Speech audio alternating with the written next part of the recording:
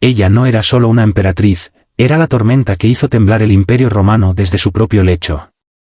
Las antorchas del Monte Palatino ardían bajas mientras el viento nocturno agitaba las cortinas del Palacio Imperial. En algún lugar detrás de esas puertas doradas, un susurro se extendía. El tipo de susurro que podía destruir imperios. Mesalina. Su nombre llevaba el aroma del jazmín y el peligro de la seda y la sangre. No era simplemente una esposa o una reina. Era la tormenta en el corazón del Imperio Romano. Nacida en la nobleza, Valeria Mesalina había estado destinada al privilegio. Era inteligente, sorprendentemente hermosa y entrenada desde la infancia para encantar.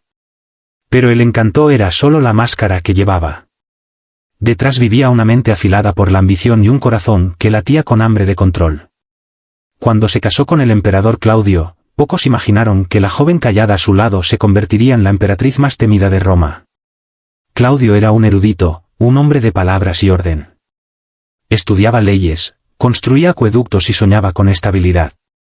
Mesalina, sin embargo, soñaba con conquista, no de tierras ni ejércitos, sino de corazones e influencia.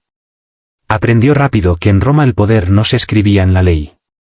Se escribía en el deseo, y ella había dominado ambos. Para cuando cumplió 20 años, su influencia llegaba a cada rincón del imperio. Ministros se inclinaban ante su sonrisa. Senadores alteraban leyes para complacerla. Incluso los generales temían su desagrado. Cuando Claudio viajaba o enfermaba, Mesalina gobernaba como si siempre hubiera llevado la corona. Era adorada, temida y odiada a partes iguales, y ella lo disfrutaba. Sin embargo, el poder tiene un sabor que se vuelve más dulce con el peligro, y Mesalina, inquieta en su palacio, comenzó a anhelar algo más oscuro que la autoridad. En los jardines de la Domus Transitoria, rodeada de fuentes de mármol y pavos reales cubiertos de oro, Mesalina organizaba banquetes que se convertirían en leyenda. El aire estaba espeso de perfume y pecado. Senadores se reclinaban junto a cortesanas. Músicos tocaban bajo techos pintados, y el vino fluía como ríos. Pero entre la risa y la decadencia, una cosa estaba clara. Cada hombre allí, sin importar su título, le pertenecía. Seducía no por placer, sino por ventaja. Cada aventura era un trato. Cada secreto que aprendía era un arma. Su belleza era su ejército, su silencio su espada. Y con cada conquista, se volvía más audaz. Pero incluso Roma, una ciudad construida sobre el exceso, comenzó a susurrar. Poetas murmuraban su nombre en tabernas. Esclavos llevaban chismes por los mercados. Y el pueblo se preguntaba si la emperatriz era realmente intocable. Entonces llegó Silius, el hombre más apuesto de Roma.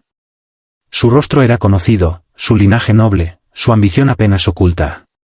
Cuando Mesalina lo vio, no vio a un amante, sino una oportunidad. Silius tenía poder, popularidad y el tipo de coraje que igualaba al suyo. Lo convocó una noche, y lo que comenzó como conversación pronto se convirtió en conspiración. Al principio, él dudó. Conocía el riesgo. Amar a la esposa del emperador era muerte. Pero Mesalina no pedía. Ordenaba. Y ningún hombre en Roma podía resistir su orden por mucho tiempo. Su aventura se volvió secreta solo de nombre. Se encontraban a plena luz del día, festejaban en público y paseaban por los jardines como si ya gobernaran juntos. Era una fantasía de dominio, y los embriagaba a ambos. Claudio, distraído por asuntos de Estado y su propia ingenuidad, no veía nada o se negaba a ver. Pero el hambre de Mesalina crecía. Su vida con Claudio, una vez tolerable, se convirtió en una jaula. Silius comenzó a susurrar sobre matrimonio, sobre tomar el poder, sobre derrocar al emperador mismo. Si lo amaba o simplemente amaba el peligro, nadie podía decirlo, pero ella aceptó. Lo que sucedió después resonaría a través de la historia. En una tarde soleada, con testigos y sacerdotes presentes, la emperatriz de Roma, esposa del emperador vivo, se casó con otro hombre. No era rumor. Era real. Los votos se pronunciaron, las guirnaldas se intercambiaron, y la ciudad jadeó de incredulidad. Por un solo aliento en el tiempo, Mesalina y Silius gobernaron Roma en todo menos en nombre.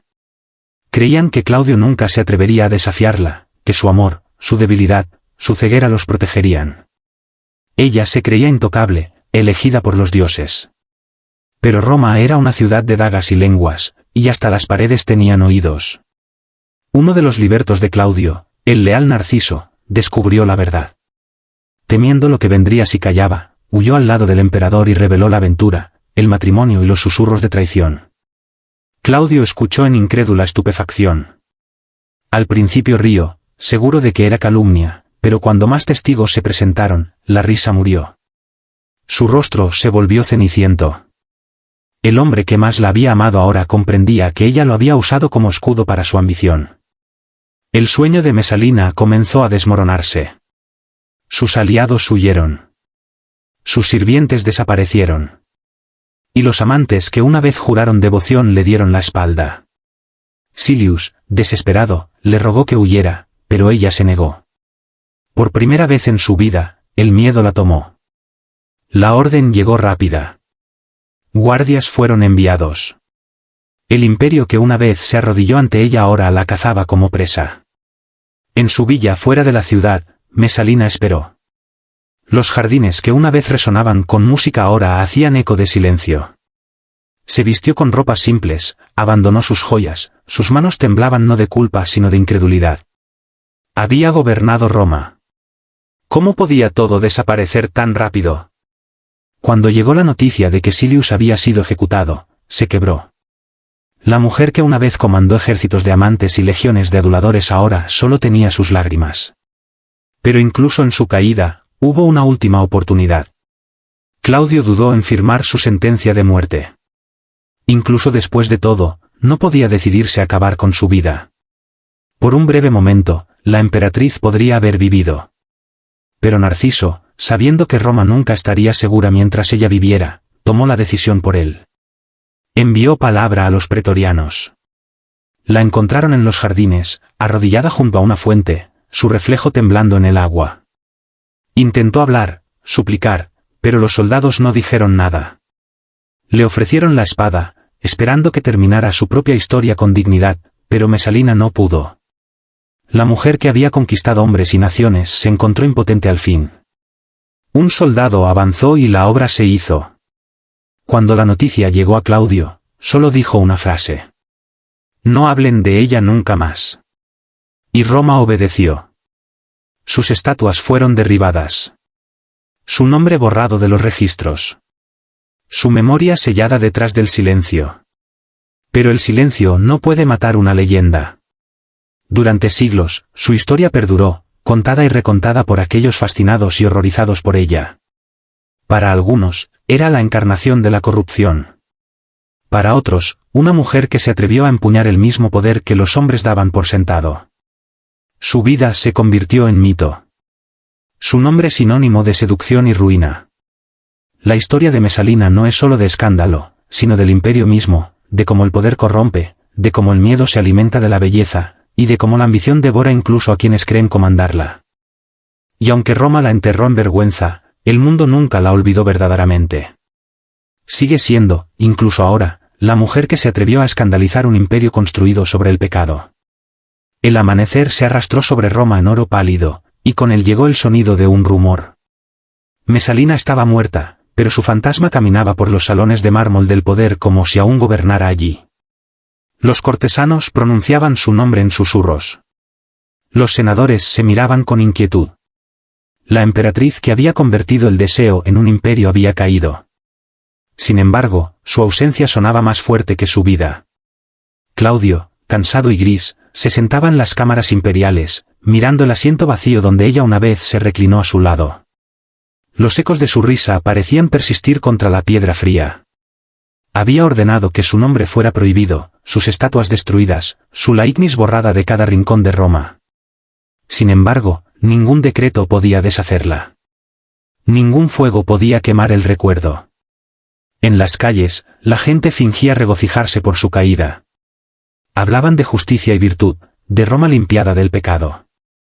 Pero detrás de puertas cerradas, en tabernas y villas, su leyenda ya comenzaba a crecer. Algunos la llamaban monstruo, una mujer que desafió a dioses y hombres por igual. Otros, en silenciosa admiración, la llamaban valiente, una reina que se atrevió a tomar lo que el mundo nunca quiso que tocara. Mesalina había vivido como escándalo, pero murió como símbolo. Su caída no había sido meramente el castigo de la lujuria, como les gusta afirmar a los historiadores. Era la venganza de un sistema aterrorizado por el poder de una mujer que se negó a callar. En una ciudad donde los emperadores podían asesinar sin consecuencias, su verdadero pecado había sido vivir demasiado alto. El palacio intentó limpiarse de su memoria. Sus joyas fueron tomadas, sus cámaras selladas, su nombre rayado de cada inscripción. Pero los esclavos que una vez la sirvieron aún recordaban. Las cortesanas susurraban sus historias a nuevos amantes. Y los poetas, a pesar de las órdenes del emperador, no pudieron resistir inmortalizarla en versos secretos. Con el tiempo, esos versos viajarían más allá de Roma. La pintarían como seductora, tentadora, advertencia para mujeres y fantasía para hombres. La historia la convirtió en un espejo, reflejando no quién era realmente, sino que temía Roma que pudiera haber sido. Claudio se volvió a casar como siempre hacían los emperadores, pero ninguna de sus nuevas esposas habló nunca por encima de un susurro. El imperio que una vez bailó con la risa de Mesalina ahora caminaba sobre cáscaras de huevo. El miedo había tomado el trono que ella dejó atrás. Pero en los rincones más oscuros de la ciudad, en los lugares donde las historias nunca mueren, su leyenda siguió evolucionando. Algunos decían que no había muerto en absoluto, que había sobornado a los guardias y huido al campo, viviendo bajo un nombre falso. Otros juraban que su espíritu rondaba los jardines donde fue asesinada, una figura blanca flotando en la luz de la luna, aún buscando la corona que perdió. Lo que nadie podía negar era que había cambiado Roma. Después de Mesalina, ninguna emperatriz volvería a ser verdaderamente libre. La corte se apretaría, los ojos se multiplicarían, e incluso las mujeres más poderosas vivirían detrás de muros invisibles. Su vida había sido una lección escrita en oro y sangre, que la ambición de una mujer podía sacudir un imperio hasta su núcleo.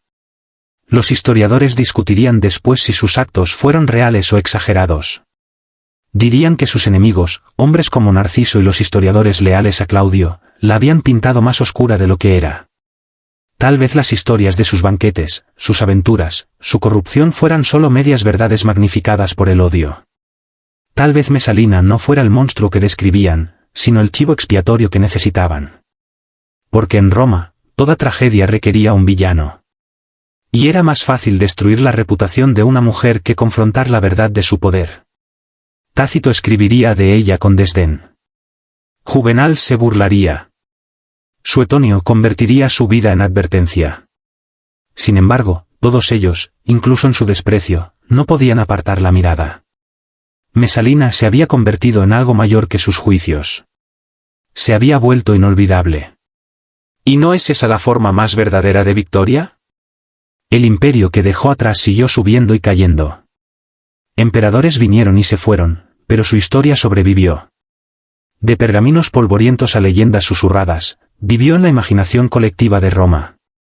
Su rostro apareció en obras teatrales, su nombre en poemas escandalosos, su sombra en cada cuento de deseo prohibido. El tiempo la transformó de pecadora en símbolo de poder, de desafío, del costo implacable de ser una mujer que se negó a inclinarse. La historia de Mesalina no es meramente de seducción o traición. Es la historia de Roma misma, su exceso brillante, su ambición ilimitada, su hambre eterna por el espectáculo. A través de ella, vemos la verdad de que los imperios se construyen tanto sobre lujuria y miedo como sobre coraje y ley. Cuando miras su vida, despojada de rumores y juicios morales, ves a una mujer que entendió el mundo en que vivía mejor que nadie. Sabía que los hombres gobernaban mediante guerra y política, pero las mujeres gobernaban mediante percepción, influencia, persuasión y control del deseo. Y jugó ese juego con habilidad inigualable hasta el día en que la consumió. Tal vez los poetas se equivocaron al llamarla perversa. Tal vez simplemente era humana, nacida en un mundo que exigía perfección y castigaba el poder. Y al final, cuando la historia intentó borrarla, falló. Porque su historia aún arde, no como lección de vergüenza, sino como recordatorio de cuán frágil es la línea entre poder y destrucción. Si la historia de la emperatriz Mesalina te hizo pensar en cómo la ambición, la belleza y el peligro pueden chocar para moldear el curso de la historia, entonces suscríbete al canal y dale like a este vídeo. Porque el pasado está lleno de figuras como ella, demasiado escandalosas para su tiempo, demasiado poderosas para ser olvidadas.